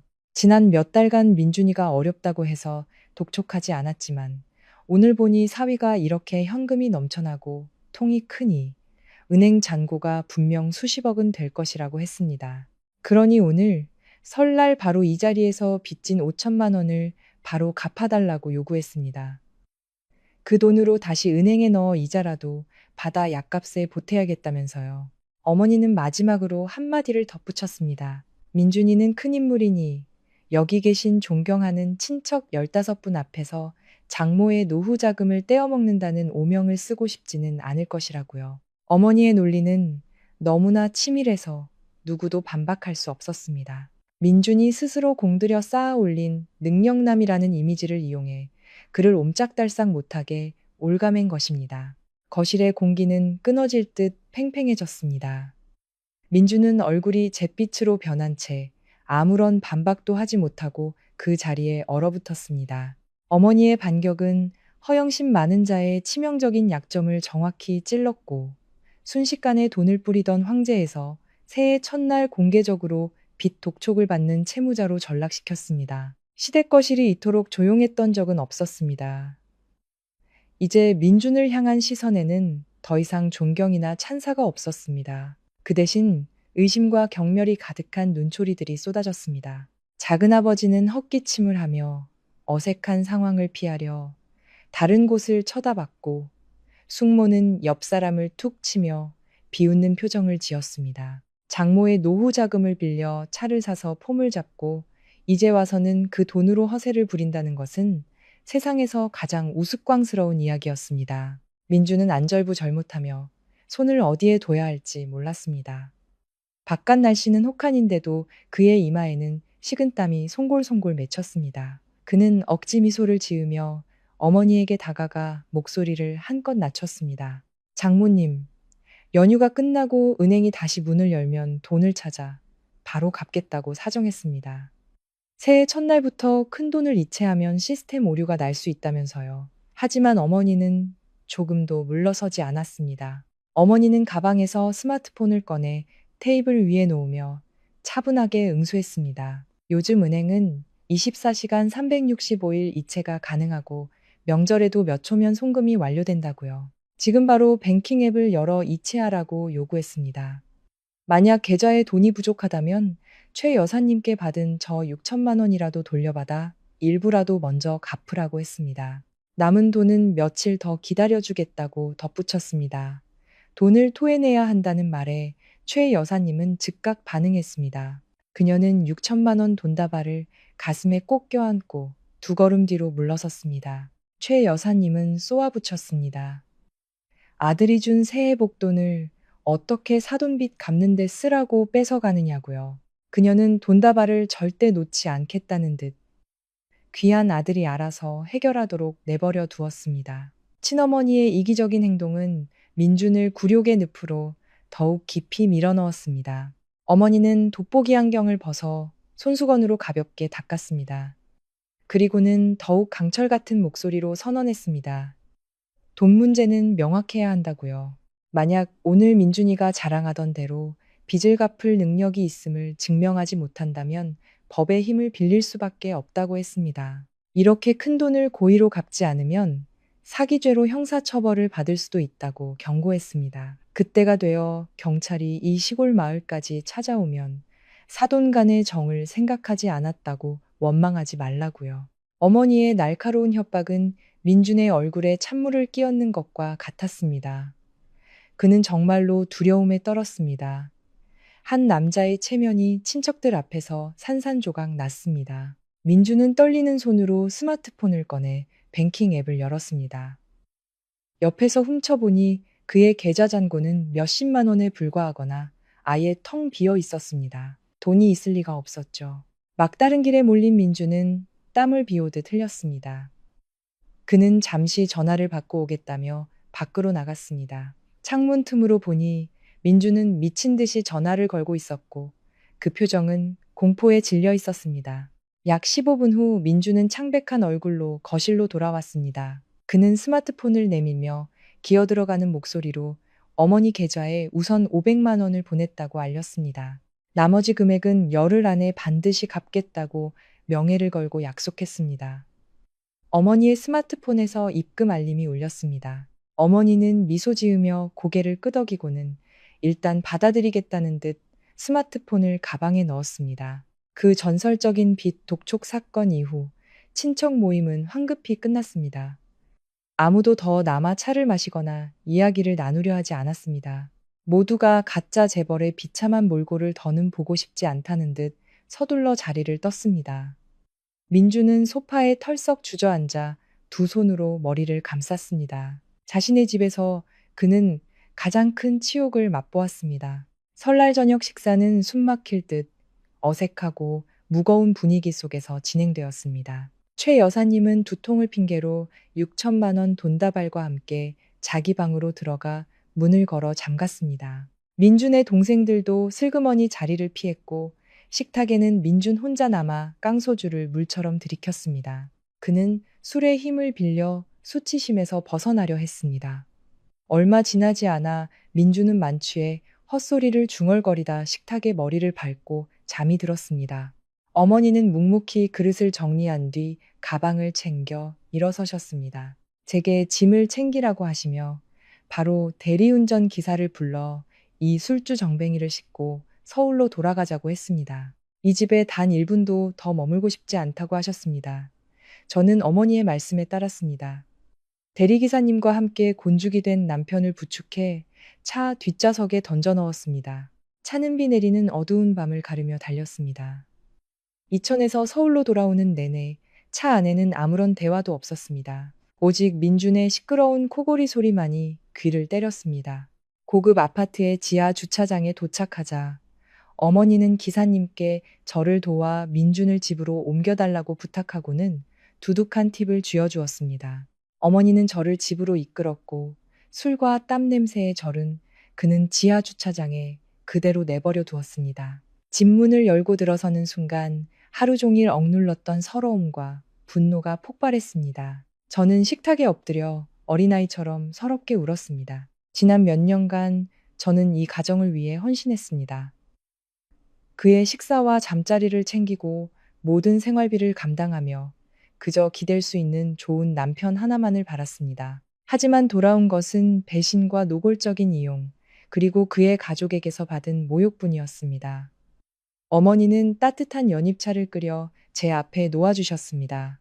그리고 맞은편 의자에 앉아 눈이 퉁퉁 붓도록 우는 외동딸을 엄격하면서도 안타까운 눈빛으로 바라보셨습니다. 어머니는 차분한 목소리로 저를 호되게 꾸짖으셨습니다. 제 맹목적인 인내와 희생이 민준의 나쁜 버릇을 키웠다고 하셨습니다. 제가 한 걸음 물러설수록 그는 더욱 기고만장해졌다고요. 배우고 사회적 지위가 있으며 돈을 버는 여성은 자신의 가치를 지킬 줄 알아야지. 허영심만 가득한 무능한 남자의 그림자가 되어서는 안 된다고 하셨습니다. 어머니의 말씀은 비수처럼 제 가슴에 밝혔습니다. 제가 오랫동안 잘못 생각했다는 것을 깨달았습니다. 저는 눈물을 닦고 고개를 들어 어머니께 이제 어떻게 해야 하냐고 물었습니다. 당장 내일 이혼 서류를 써서 이 끔찍한 인간에게서 벗어나야 하냐고요. 어머니는 단호하게 고개를 저으며 지금 이혼하는 것은 최악의 수라고 분석해 주셨습니다. 이 아파트는 제가 결혼 전에 산 것이니 제 고유 재산이지만 결혼 5년 동안 모은 재산, 즉 차, 현금, 적금 등은 법정에서 공동재산으로 간주되어 분할 요구를 당할 수 있다고 하셨습니다. 게다가 그의 허영심 많고 과시욕이 강한 성격으로 보아 제 등 뒤에 더 어두운 빚을 숨기고 있을 가능성이 크다고 의심하셨습니다. 조심하지 않으면 저는 하늘에서 떨어진 빚더미를 함께 짊어지게 될 수도 있었습니다. 어머니는 제 손을 잡으셨습니다. 그 손은 산전수전을 다 겪은 어머니의 손이었습니다. 어머니는 제게 냉정을 유지하고 울고불고 하며 이를 그르치지 말라고 당부하셨습니다. 제게 주어진 첫 번째 임무는 민준의 실제 재정 상황을 낱낱이 파헤치는 것이었습니다. 관계를 끊기 전에 제 자신의 재산을 보호하기 위해 그의 대출과 불투명한 자금 흐름에 대한 증거를 찾아야만 했습니다. 어머니는 제 어깨를 두드리며 지금 당장 외투를 챙겨 지하 주차장으로 내려가라고 하셨습니다. 민준이 술에 취해 정신을 못 차리는 지금이 그의 스마트폰 잠금을 해제할 절호의 기회라고요. 제 인생을 지키기 위한 진짜 전쟁은 바로 오늘 밤부터 시작되었습니다. 얇은 외투를 걸치고 아파트 현관문을 나섰습니다. 텅 빈 복도에는 제 실내화 소리만이 조용히 울려 퍼졌습니다. 15층에서 지하 2층으로 내려가는 엘리베이터는 서울의 겨울밤처럼 뼛속까지 시린 냉기를 품고 있었습니다. 제 마음은 복잡하게 얽혀 있었습니다. 민준이 그저 허풍쟁이이길 바라는 마음과 곧 마주하게 될 진실에 대한 두려움이 뒤섞였습니다. 냉정을 유지해라. 상처받은 아내의 눈물이 아니라 재무팀장의 이성으로 행동해야 한다. 어머니의 말씀이 귓가에 맴돌았습니다. 주차장은 고요했고 희미한 형광등 불빛 아래 차들이 줄지어 서 있었습니다. 우리 부부의 차는 가장 안쪽 구석에 주차되어 있었습니다. 차 문을 여는 순간 매캐한 술 냄새와 차가운 공기가 코를 찔러 헛구역질이 나올 뻔했습니다. 민주는 좌석을 끝까지 젖힌 채 입을 벌리고 누워 있었습니다. 그의 코골이는 천둥 소리처럼 요란했습니다. 그는 죽은 듯이 잠들어 자신의 인생에 몰아칠 폭풍을 전혀 감지하지 못하고 있었습니다. 저는 깊은 숨을 들이쉬고 조심스럽게 차 안으로 들어가 문을 닫았습니다. 기둥의 희미한 불빛 덕분에 땀으로 번들거리는 남편의 얼굴을 볼 수 있었습니다. 저는 민준의 옷주머니를 뒤져 작년 생일에 제가 직접 사준 최신형 스마트폰을 꺼냈습니다. 화면은 까맣게 잠겨 있었습니다. 저는 그의 크고 무딘 손을 들어 오른쪽 검지를 화면의 지문 센서에 가만히 갖다 댔습니다. 딸깍하는 작은 소리와 함께 잠금 화면이 환하게 열렸습니다. 눈부신 빛에 저는 눈을 찡그렸습니다. 저는 곧바로 수색을 시작했습니다. 재무팀장의 경험을 살려 쓸데없는 것에는 시간을 낭비하지 않았습니다. 문자 메시지, 카카오톡, 그리고 은행 앱에 바로 접속했습니다. 아니나 다를까 민준의 게으른 습관이 그의 발목을 잡았습니다. 그는 거래 내역이나 입출금 알림 메시지를 전혀 삭제하지 않았습니다. 한 줄 한 줄 숫자 하나하나가 마치 칼날처럼 선명하게 제 가슴을 베었습니다. 첫 번째 은행 앱을 열어 최근 6개월간의 거래 내역을 훑어보았습니다. 회사에서 입금된 주목할 만한 수입은 전혀 없었고 오직 출금 내역만이 길게 이어져 있었습니다. 저는 매달 최 여사라는 이름의 계좌로 500만 원, 1000만 원씩 꾸준히 이체된 것을 보고 눈을 의심했습니다. 바로 시어머니였습니다. 이체 내용은 어머니 보약값, 어머니 용돈 등 지극히 효자다운 것들이었습니다. 여기서 그치지 않았습니다. 민준의 남동생 민호의 계좌로도 수많은 거래가 이루어졌습니다. 민호는 시골에서 일도 않고 빈둥거리는 한량인데도 민준은 매달 꼬박꼬박 돈을 보내주고 있었습니다. 동생 술값, 동생 새 옷 사 입어라, 조카 기저귀값 등 제가 밤낮 없이 일하며 고통스럽게 번 돈이 남편 손에 넘어감이 빠진 독 같은 그의 가족들에게 자선사업처럼 쓰이고 있었다는 사실에 씁쓸함이 밀려왔습니다. 하지만 저를 가장 소름 끼치게 한 것은 진유진이라는 이름의 계좌로 빈번하게 이체된 의심스러운 거래들이었습니다. 연락처에는 유진 팀장님이라고 저장되어 있었습니다. 이체할 때마다 팀장님 선물 구매, 팀장님 카드값 결제, 팀장님 쇼핑하세요. 와 같이 매우 짧지만 의문투성이인 내용이 붙어 있었습니다. 금액은 결코 작지 않았고 때로는 2천만 원에 달했습니다. 끔찍한 의심이 제 머릿속을 스쳤습니다. 세상에 어떤 부하 직원이 상사에게 이런 명목으로 돈을 보내겠습니까? 제 손이 부들부들 떨렸습니다. 저는 재빨리 모든 비정상적인 거래 내역을 화면 캡처하여 제 카카오톡으로 전송한 뒤 전송 기록을 말끔히 삭제했습니다. 값비싼 차 안 고요한 지하 주차장 한가운데서 저는 끝없는 심연으로 추락하는 듯한 기분이었습니다. 방금 수집한 정보는 빙산의 일각에 불과했습니다. 저는 2년 전 민준을 위해 발급해준 가족카드를 관리하는 다른 은행 앱을 열었습니다. 원래는 회사 접대비나 주유비, 생활 필수품 구매에 사용하라고 만들어준 것이었습니다. 카드 명의는 제 이름이었고 매달 결제 대금도 제가 책임지고 있었습니다. 1월 명세서가 화면에 나타나는 순간 제 동공이 수축했습니다. 눈에 들어온 것은 정확히 설 연휴 이틀 전 ATM에서 6천만 원이 현금으로 인출된 거래 내역이었습니다. 그에 따른 엄청난 현금 서비스 수수료와 즉시 부과되는 살인적인 이자율도 함께였습니다. 목이 메어왔습니다. 비웃음과도 같은 감정이 머리끝까지 차올랐습니다. 그렇다면 민준이 설날 아침 온 친척의 환호 속에서 자기 어머니께 의기양양하게 바쳤던 그 빳빳한 6천만 원은 사실 제 신용카드에서 몰래 빼낸 돈이었던 것입니다. 그는 제 돈으로 자신의 이름을 빛내고 어머니를 기쁘게 한 뒤 그 고금리 빚더미를 제게 떠넘겼습니다. 그의 뻔뻔함과 비열함은 인간이 상상할 수 있는 모든 한계를 넘어섰습니다. 하지만 악몽은 아직 끝나지 않았습니다. 저는 은행 앱을 종료하고 스마트폰 홈 화면을 계속 스크롤했습니다. 화면 맨 끝, 교묘하게 숨겨진 폴더 안에서 수많은 대부업체 앱 아이콘을 발견했습니다. 간편한 절차로 사용자를 유혹하지만 이자율은 소름 끼칠 정도로 높은 바로 사채였습니다. 시험 삼아 앱 하나를 여러 민준의 지문으로 로그인했습니다. 붉은색 경고창이 화면을 가득 채웠습니다. 5천만 원 대출 상환일이 임박했으며 연체이자만 수천만 원에 달한다는 내용이었습니다. 저는 미친 듯이 다른 앱들을 열었습니다. 두 번째 앱은 7천만 원, 세 번째 앱은 1억 1천만 원의 빚을 알렸습니다. 모두 합치니 민주는 거의 3억 원에 달하는 사채 빚을 지고 있었습니다.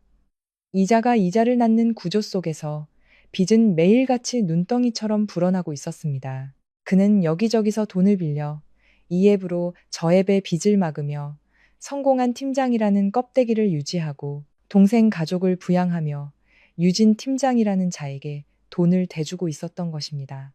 온몸이 얼어붙는 것 같았습니다. 제 남편은 단순한 배신자, 기생충을 넘어 저와 제 어머니를 언제든 진창으로 끌어내릴 수 있는 거대한 블랙홀이었습니다. 만약 제가 이 사실을 발견하지 못했다면, 계속 그를 믿었다면, 머지않아 제가 사는 이 아파트, 제가 타는 이 차, 제가 모은 모든 재산이 사채업자들에게 전부 빼앗겼을 것입니다. 저는 피가 나도록 입술을 깨물어 울음소리가 새어나오지 않게 했습니다. 재무 전문가의 빠르고 단호한 손놀림으로 저는 모든 앱에서 거래 내역서를 파일로 추출하여 제 개인 이메일과 카카오톡으로 전송했습니다. 증거가 사라지지 않도록 모든 것을 두 개의 다른 플랫폼에 신중하게 백업했습니다. 모든 작업을 마친 후 저는 민준의 스마트폰에서 모든 접속 흔적을 지우고 화면을 잠가 그의 주머니에 다시 넣어주었습니다. 저는 차에서 내려 문을 쾅 닫았습니다. 조용한 지하 주차장에서 차문 닫는 소리가 건조하게 울려 퍼졌습니다. 차창에 비친 제 모습을 보았습니다. 새해 첫날, 시어머니께는 5천만 원을, 친정어머니께는 5만 원을 건넨 남편. 그 모습을 보며 모두가 제 어머니를 비웃었지만 어머니는 태연하게 한마디를 던졌고 그 한마디에 시댁 식구 모두의 얼굴이 잿빛으로 변했습니다. 세상에 이런 일이 또 있을까요? 새해 첫날부터 사위라는 작자가 온 친척 앞에서 과시하듯 자기 어머니에게는 5천만 원을 안겨 보이더니 장모에게는 몰래 낡은 봉투에 5만 원짜리 2장을 찔러 넣다니요. 하지만 제 어머니는 조금도 화를 내지 않으셨습니다. 그저 옅은 미소를 지으며 던진 단 한마디에 허세 가득한 제 남편은 새해 첫날 밥상 앞에서 식은땀을 흘리며 사채업자에게 전화를 걸어야 했습니다. 새해 아침부터 추적추적 내리는 겨울비가 뼈를 내는 듯한 한기를 몰고 왔습니다. 올해 설날 저와 남편은 서울에 홀로 계신 친정어머니를 모시고 경기도 이천에 있는 시댁으로 향했습니다. 기와를 얹은 시부모님의 집은 오늘따라 유난히 북적였습니다. 온 친척들이 모여 새해 첫 식사를 나누는 자리였죠. 웃음소리, 그릇 부딪히는 소리, 향 내음이 어우러져 겉보기에는 무척이나 화목한 분위기였습니다. 하지만 제 마음속 깊은 곳에서는 형용할 수 없는 답답함이 밀려오고 있었습니다. 제 이름은 서연, 외국계 기업의 재무팀장으로 일하고 있습니다. 남편 민주는 건설 현장 감독관이죠. 저희는 결혼 5년 차, 아직 아이는 없습니다. 제 어머니 박 여사님은 명문고 수학교사이자 학년 부장으로 정년 퇴임하셨습니다. 차분하고 반듯하시면서도 그 누구보다 총명하고 예리한 분이시죠. 아버지가 일찍 돌아가신 탓에 명절마다 텅 빈 집에서 홀로 계실 어머니가 마음에 걸려 민준에게 함께 시댁에 가자고 제안했습니다. 민준은 처음엔 떨떠름한 표정을 지었지만 제 완강한 태도에 마지못해 고개를 끄덕였습니다. 시끌벅적한 밥상에 앉은 민준은 명품 셔츠에 머리는 젤로 반짝였습니다. 그는 연신 술잔을 부딪히며 집안 어른들께 아첨을 늘어놓았죠. 시어머니인 최 여사님은 상석에 앉아 흐뭇한 얼굴로 아들의 그릇에 쉴 새 없이 음식을 날랐습니다. 최 여사님은 동네방네 우리 아들이 서울에서 큰 사업을 해서 돈을 물쓰듯 쓴다며 자랑하는 게 일이었습니다. 친척들도 질세라 민준이는 딱 봐도 장관감이야. 자네 덕에 우리 집안이 산다며 추어 올리기 바빴습니다. 그 사이 저와 어머니는 구석에 앉아 조용히 식사만 할 뿐이었습니다. 허영심에 가득 찬 저 남자를 찬양하는 무리 속에서 저희는 완벽한 이방인이었죠. 저는 따뜻한 차를 한 모금 마시며 어머니를 쳐다봤습니다. 어머니는 여전히 온화한 표정으로 나물을 드시며 가끔 안부를 묻는 이에게 미소로 답할 뿐이었습니다. 어머니의 그 평온함이 제 마음을 더욱 아프게 했습니다. 사실 경제적으로 보면 제 직책과 수입이 우리 가정의 실질적인 기둥이었습니다. 하지만 남편의 체면을 세워주기 위해 저는 늘 한 걸음 물러나 집안의 대소사를 민준이 처리하는 것처럼 보이게 했습니다. 시댁에 오기 전 저는 빨간 세뱃돈 봉투 2개를 준비했습니다. 그리고 민준에게 은행에서 빳빳한 신권으로 각각 3천만 원씩 총 6천만 원을 찾아 2봉투에 똑같이 나눠 넣으라고 신신당부했습니다. 그건 제가 받은 연말 성과급이었습니다. 저는 민준에게 봉투를 건네며 친척들 앞에서 양가 어머님께 공평하게 3천만 원씩 드리자고, 그게 양쪽 모두에게 도리를 다하는 것이라고 몇 번이고 말했습니다. 민준은 그때 가슴을 탕탕 치며 걱정 말라고, 양가 모두 체면이 서도록 자기가 알아서 잘 처리하겠다고 호언장담했습니다. 식사가 끝나갈 무렵 모두 거실에 모여 차를 마시며 이야기꽃을 피웠습니다. 작은아버지가 목청을 가다듬으며 외쳤습니다. 자, 이제 자식들 세배 올릴 시간이다. 민준이 기다렸다는 듯 벌떡 일어나 옷매무새를 가다듬고는 마치 집안의 어른이라도 된 듯 거들먹거리며 거실 중앙으로 나섰습니다. 그는 주머니에서 두툼한 돈다발이 든 커다란 봉투 하나를 꺼내 들었습니다. 민준은 자신에게 쏠린 수십 개의 눈을 의식하며 목소리를 높였습니다. 올해 사업이 대박이 나서 어머니께 제대로 효도 한번 하고 싶었다고요. 말이 끝나자마자 그는 최 여사님 손에 6천만 원 현금 다발을 쥐어주었습니다. 순간 거실은 감탄과 박수 소리로 터져나갔습니다. 숙모님들과 아주머님들이 몰려들어 빳빳한 5만 원권 다발에서 눈을 떼지 못했습니다. 최 여사님은 입이 귀에 걸려 아들이 효심 깊고 능력 있다며 칭찬을 멈추지 않았습니다. 그러면서 제 어머니 쪽을 득의양양한 눈빛으로 흘기 쳐다보았죠. 저는 의자에 못 박힌 듯 앉아 있었습니다. 분노와 당혹감에 심장이 미친 듯이 뛰었습니다. 분명히 각각 3천만 원씩 나누라고 했는데 어째서 멋대로 돈을 합쳐 자기 어머니에게만 전부 드린 걸까요? 그럼 우리 엄마 몫은? 저는 해명을 바라는 눈으로 민준을 쳐다봤지만 그는 제 시선을 애써 피하며 사촌형들에게 허황된 서울 사업 얘기를 늘어놓기 바빴습니다. 저는 터져 나오려는 분노를 억누르기 위해 손톱이 손바닥을 파고들도록 주먹을 꽉 쥐었습니다. 시어머니를 향한 요란한 효도쇼가 끝난 뒤에야 민주는 장모님의 존재를 떠올린 듯 했습니다. 그는 조카들에게 5만 원짜리 한 장씩을 나눠주더니 슬그머니 어머니가 앉아 계신 곳으로 다가왔습니다. 민주는 가슴 안주머니에서 구겨지고 납작한 봉투 하나를 꺼내 마치 도둑처럼 재빨리 어머니 손에 쥐어주었습니다. 그는 장모님께 새해 건강하시라는 말을 중얼거리듯 내뱉고는 휙 돌아서려 했습니다. 어머니는 부드럽게 미소 지으며 봉투를 받아 가방에 넣으려 하셨습니다. 바로 그때였습니다. 갑자기 최 여사님이 나타나 사부인 손에서 봉투를 획 낚아챘습니다. 시어머니는 호기심 많고 남 깎아내리기 좋아하는 성격 그대로 귀한 사위가 장모에게 얼마를 줬는지 궁금하다며 자기 아들이니 분명 큰 돈을 줬을 거라고 너스레를 떨었습니다. 그 무례한 행동에 거실은 순간 정적이 흘렀고 모든 시선이 두 사돈에게로 향했습니다. 최 여사님은 거리낌 없이 봉투를 북 찢어 내용물을 꺼냈습니다. 그녀의 손가락 사이로 나온 것은 고작 5만 원짜리 지폐 3장, 총 15만 원이었습니다. 거실의 공기는 삽시간에 민망함으로 가득 찼습니다. 최 여사님 손에 들린 6천만 원, 돈다발과 제 어머니 손에 들린 15만 원은 너무나도 잔인하고 극명한 대비를 이루었습니다. 최 여사님은 입꼬리를 비죽이며 온 친척이 들으라는 듯 큰 소리로 말했습니다. 딸은 시집 가면 그 집 귀신이 되는 법이라고, 아들이 번 돈은 시댁에서 쓰는 게 당연한 이치라고요. 심지어 시집간 딸은 내보낸 물과 같으니 친정에서는 사위에게 뭘 바라지 말라는 악담까지 덧붙였습니다. 시댁 친척들이 웅성거리기 시작했습니다.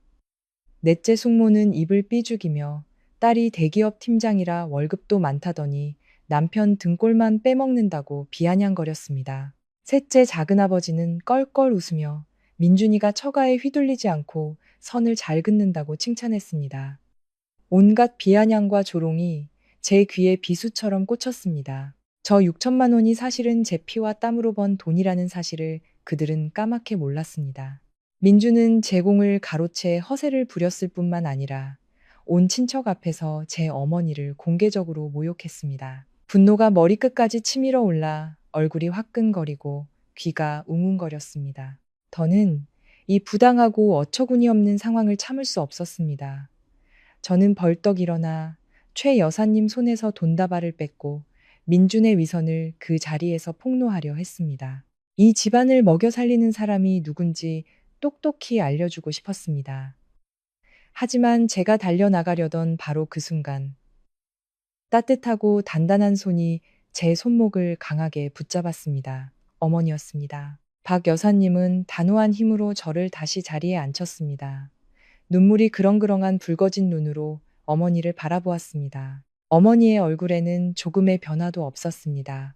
굴욕감도 분노도 서운함도 찾아볼 수 없었습니다. 오랜 세월 수학교사로 살아오신 분답게 돋보기 안경 너머의 눈빛은 얼음처럼 차갑고 명료한 계산으로 빛나고 있었습니다. 어머니는 제 손등을 가볍게 두드리며 가만히 앉아 지켜보라는 눈짓을 보내셨습니다.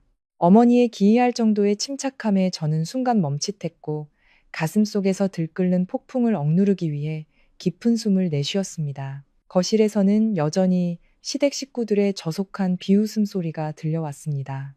어머니가 천천히 자리에서 일어섰습니다. 수십 명의 교사와 수천 명의 학생을 이끌었던 분의 위엄이 강하게 뿜어져 나왔습니다. 어머니는 온화하게 미소 지으며 흡족해하는 얼굴들을 한번 쓱 훑어본 뒤 민준에게 시선을 고정했습니다. 따뜻하고 또렷한 목소리로 어머니가 입을 열었습니다. 오늘 새해 첫날, 사돈댁이 이렇게 화목하고 자손들이 모인 것을 보니 참으로 기쁘다고 말했습니다. 특히 우리 귀한 민준 사위가 이렇게 어엿하게 성장해 큰돈을 벌어 어머니께 효도하는 모습을 보니 더욱 그렇다고요. 어머니는 한 글자 한 글자 힘주어 말하며 민준이야말로 배포가 크고 집안 동생들에게 귀감이 될 만한 남자라고 칭찬했습니다. 장모의 칭찬에 민주는 으쓱해져서 코가 벌름거렸습니다. 그는 머리를 극적이며 만족스러운 미소를 지었습니다. 최 여사님도 턱을 치켜들며 사부인이 뭔가 얻어내려고 아양을 떤다고 생각하는 듯 했습니다. 친척들 모두 노련한 선생님의 듣기 좋은 말에 고개를 끄덕였습니다. 사위를 구름이까지 띄워 올린 후 어머니는 천천히 찻상으로 다가가셨습니다. 우아하게 옷매무새를 가다듬고 차를 한 모금 마신 뒤 부드럽게 화제를 전환했습니다. 어머니는 민준이가 이제 성공해서 어머니께 6천만 원을 가볍게 드릴 만큼 여유가 생겼으니 장모로서도 마음이 놓인다고 했습니다. 그래서 지금이 바로 두 사람 사이에 남아있던 작은 문제를 해결하기에 가장 좋은 때인 것 같다고 덧붙였습니다. 순간 거실은 쥐 죽은 듯 조용해졌습니다. 민준이 의아한 눈으로 쳐다보자 어머니는 여전히 환한 미소를 띤 채 또박또박 말을 이었습니다. 정확히 6개월 전 민준이가 저희 집까지 찾아왔던 일을 상기시켰습니다. 사업상 이미지가 중요하다며 무릎까지 꿇고 울먹였던 일 말입니다. 그는 외교용으로 필요하다며 할부로 차를 사기 위한 계약금과 재정증명 서류 비용으로 5천만 원을 간절하게 빌려달라고 애원했습니다. 하지만 결국 차는 그의 명의로 등록되지 않았고 그는 여전히 제 명의로 된 차를 타고 다녔습니다. 어머니는 그때 사위가 어렵다기에 노후 자금으로 모아둔 적금을 깨서 이자 한 푼 받지 않고 빌려주었다고 덧붙였습니다. 그 말이 나오자 민준의 얼굴색이 순식간에 변했습니다. 그는 입을 떡 벌리고 장모님을 경악한 눈으로 쳐다봤습니다. 주위 친척들은 서로 눈치를 보며 다시 웅성거리기 시작했지만 이번에는 의심의 눈초리였습니다. 최 여사님은 몸이 굳어버렸고 입가의 미소는 사라진 지 오래였습니다. 민준이 반응할 틈도 주지 않고 어머니는 결정타를 날렸습니다. 옛말에 빚은 해를 넘기면 복이 나간다고 했다면서요. 지난 몇 달간 민준이가 어렵다고 해서 독촉하지 않았지만 오늘 보니 사위가 이렇게 현금이 넘쳐나고 통이 크니 은행 잔고가 분명 수십억은 될 것이라고 했습니다. 그러니 오늘 설날 바로 이 자리에서 빚진 5천만 원을 바로 갚아달라고 요구했습니다. 그 돈으로 다시 은행에 넣어 이자라도 받아 약값에 보태야겠다면서요. 어머니는 마지막으로 한마디를 덧붙였습니다. 민준이는 큰 인물이니 여기 계신 존경하는 친척 15분 앞에서 장모의 노후 자금을 떼어먹는다는 오명을 쓰고 싶지는 않을 것이라고요. 어머니의 논리는 너무나 치밀해서 누구도 반박할 수 없었습니다. 민준이 스스로 공들여 쌓아 올린 능력남이라는 이미지를 이용해 그를 옴짝달싹 못하게 올가맨 것입니다. 거실의 공기는 끊어질 듯 팽팽해졌습니다. 민주는 얼굴이 잿빛으로 변한 채 아무런 반박도 하지 못하고 그 자리에 얼어붙었습니다. 어머니의 반격은 허영심 많은 자의 치명적인 약점을 정확히 찔렀고 순식간에 돈을 뿌리던 황제에서 새해 첫날 공개적으로 빚 독촉을 받는 채무자로 전락시켰습니다. 시댁거실이 이토록 조용했던 적은 없었습니다. 이제 민준을 향한 시선에는 더 이상 존경이나 찬사가 없었습니다. 그 대신 의심과 경멸이 가득한 눈초리들이 쏟아졌습니다. 작은아버지는 헛기침을 하며 어색한 상황을 피하려 다른 곳을 쳐다봤고 숙모는 옆 사람을 툭 치며 비웃는 표정을 지었습니다. 장모의 노후 자금을 빌려 차를 사서 폼을 잡고 이제 와서는 그 돈으로 허세를 부린다는 것은 세상에서 가장 우스꽝스러운 이야기였습니다. 민주는 안절부절못하며 손을 어디에 둬야 할지 몰랐습니다. 바깥 날씨는 혹한인데도 그의 이마에는 식은땀이 송골송골 맺혔습니다. 그는 억지 미소를 지으며 어머니에게 다가가 목소리를 한껏 낮췄습니다. 장모님, 연휴가 끝나고 은행이 다시 문을 열면 돈을 찾아 바로 갚겠다고 사정했습니다. 새해 첫날부터 큰 돈을 이체하면 시스템 오류가 날 수 있다면서요. 하지만 어머니는 조금도 물러서지 않았습니다. 어머니는 가방에서 스마트폰을 꺼내 테이블 위에 놓으며 차분하게 응수했습니다. 요즘 은행은 24시간 365일 이체가 가능하고 명절에도 몇 초면 송금이 완료된다고요. 지금 바로 뱅킹 앱을 열어 이체하라고 요구했습니다. 만약 계좌에 돈이 부족하다면 최 여사님께 받은 저 6천만 원이라도 돌려받아 일부라도 먼저 갚으라고 했습니다. 남은 돈은 며칠 더 기다려주겠다고 덧붙였습니다. 돈을 토해내야 한다는 말에 최 여사님은 즉각 반응했습니다. 그녀는 6천만 원 돈다발을 가슴에 꼭 껴안고 두 걸음 뒤로 물러섰습니다. 최 여사님은 쏘아붙였습니다. 아들이 준 새해 복돈을 어떻게 사돈빚 갚는 데 쓰라고 뺏어가느냐고요. 그녀는 돈다발을 절대 놓지 않겠다는 듯 귀한 아들이 알아서 해결하도록 내버려 두었습니다. 친어머니의 이기적인 행동은 민준을 굴욕의 늪으로 더욱 깊이 밀어넣었습니다.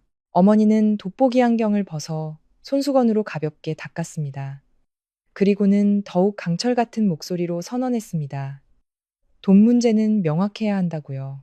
만약 오늘 민준이가 자랑하던 대로 빚을 갚을 능력이 있음을 증명하지 못한다면 법의 힘을 빌릴 수밖에 없다고 했습니다. 이렇게 큰 돈을 고의로 갚지 않으면 사기죄로 형사처벌을 받을 수도 있다고 경고했습니다. 그때가 되어 경찰이 이 시골 마을까지 찾아오면 사돈 간의 정을 생각하지 않았다고 원망하지 말라고요. 어머니의 날카로운 협박은 민준의 얼굴에 찬물을 끼얹는 것과 같았습니다. 그는 정말로 두려움에 떨었습니다. 한 남자의 체면이 친척들 앞에서 산산조각 났습니다. 민준은 떨리는 손으로 스마트폰을 꺼내 뱅킹 앱을 열었습니다. 옆에서 훔쳐보니 그의 계좌 잔고는 몇십만 원에 불과하거나 아예 텅 비어 있었습니다. 돈이 있을 리가 없었죠. 막다른 길에 몰린 민준은 땀을 비오듯 흘렸습니다. 그는 잠시 전화를 받고 오겠다며 밖으로 나갔습니다. 창문 틈으로 보니 민주는 미친 듯이 전화를 걸고 있었고 그 표정은 공포에 질려 있었습니다.